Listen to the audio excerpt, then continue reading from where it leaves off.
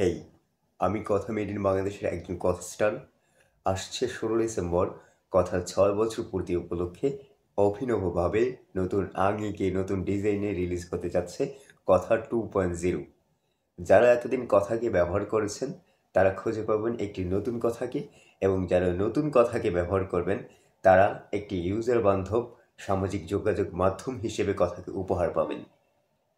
একটি কথা না বললেই নয়, ফেসবুক মার্কেটপ্লেসকে যতটা না গুরুত্ব দিয়েছে এ যাবৎ পর্যন্ত, কথা তার চেয়ে বেশি এবং ব্যাপকভাবে মার্কেটপ্লেসকে গুরুত্ব দিয়ে যাচ্ছে, যা কেবল একটি স্বতন্ত্র মার্কেটপ্লেসের সাথেই তুলনা করা যায়।